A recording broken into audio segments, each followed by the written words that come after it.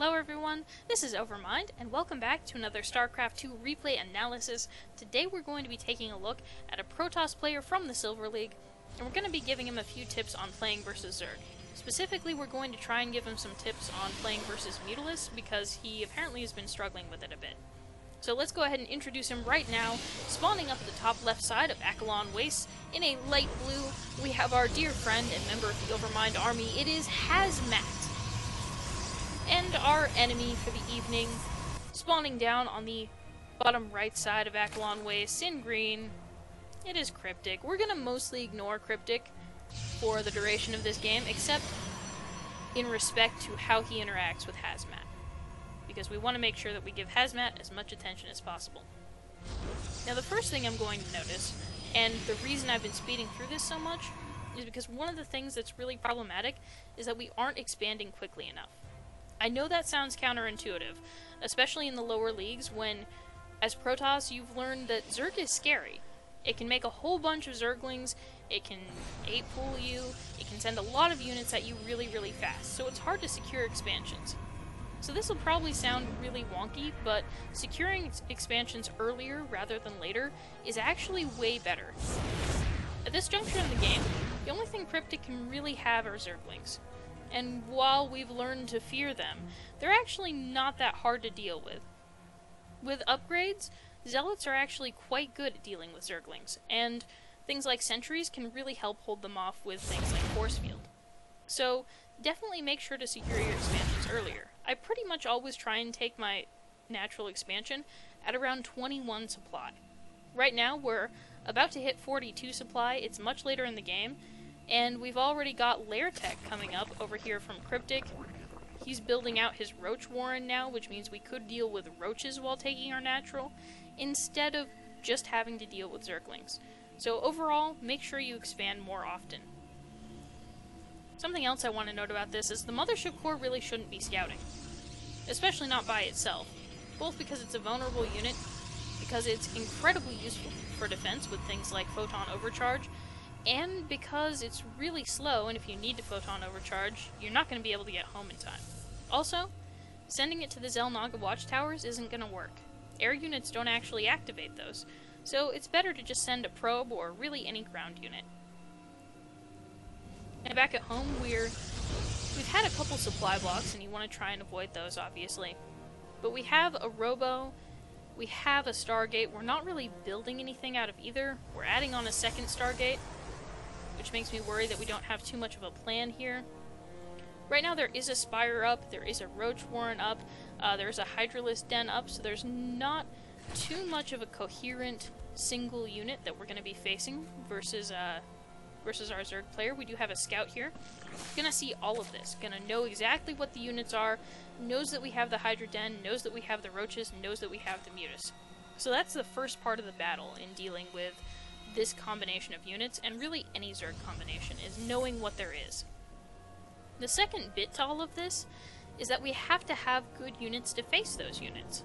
So Phoenixes, while we're building them, and that's pretty alright versus Mutalisks, Phoenixes are really only good versus Mutalisks in small numbers. By which I mean, Phoenixes are good versus small numbers of Mutalisks. Once there becomes a larger group of Mutalisks, Phoenixes become less and less effective. So we're definitely not going to want to rely on those as our primary means of defense versus Mutas. So if we don't use Phoenixes, what do we use? Well, these Phoenixes are fine because we don't have a lot of Mutalisks, but what we're going to want to do is get Blink Stalkers. Blink Stalkers are pretty great early game versus Mutas, and really good for defense generally. Also, if we do wind up being attacked by, say, Roaches, we can blink injured units back. Having a few Sentries in the mix can be pretty good because Guardian Shield reduces the damage that Mutalisks do fairly significantly. But they're also pretty fragile units, and they're pretty expensive on gas, so sending them out like this, fairly unsupported by other units, and also when you know that there's a mix of things like Zerglings, Hydralisks, Roaches, and Mutas, not necessarily a great idea. A few of these will get picked off, and that's a really expensive loss. We also lose our Mothership Core here, which, again, is a huge defensive tool. Realistically, it'd be nice to see an expansion around now. And these gateways could have been warp gates a while ago. Also, it looks like we're continuing to build phoenixes. We're going to continue to see warp-ins of sentries, which is not what we want. Later in the game, you want to transition off of Blink Stalkers and onto High Templar and Archons. High Templar being a little bit better, because they have a larger radius and a larger range, and, you know, Mutalists tend to clump up, so it works out pretty well. However, once they're out of energy, you want to merge them up into Archons, and that's really the unit composition that you want to have. For this Roach and few Hydralisk number thing that's going on here, you want to try and make sure that you have a couple Immortals and, for the Hydralisk, Colossi. And to top it all off, you want to make sure that you're continuously scouting. So having these sentries could be a really good thing if you're doing things like sending hallucinated phoenixes out onto the enemy territory to see if there are any tech switches. What we're going to see now is Cryptic's going to make a whole bunch of Mutalists and win the game. However, it is conceivable, since he has all those other different tech structures, that he could just make a whole bunch of Roaches. Which wouldn't be great for us now, because we don't have a lot of defense versus that. Here we have a few Stalkers, sentries with Guardian Shield, which is not bad, and we're fighting within the cannons. So this is going to go pretty well our way, which is great. We'll probably use the lift ability on our Phoenixes during that last bit to take out some of those higher end units. But at this point we definitely want to have Blink on our Stalkers so we can be mobile with them. Probably don't want to move out. Probably what we want to do is knock down these rocks, expand, knock down these rocks to help secure it, and think about macroing up a bit more. There are other things that I could say about this game, but realistically I think at this point we've actually already lost, because we're so far behind in the army supply, 32 to 50. We're down a base, which is not that unusual versus Zerg, but realistically Zerg is not spending his money as well as he could be, and could easily have more bases than this. In fact, probably if you were playing a gold player, there would be 1 or 2 more bases at this point. Now at this point we have Zerglings following us, and they're going to catch up anyway. They have speed. Probably may as well just go ahead and, you know, use your units to kill that off. Would have been good to knock down these rocks, since now you have to knock these down just to get to your base.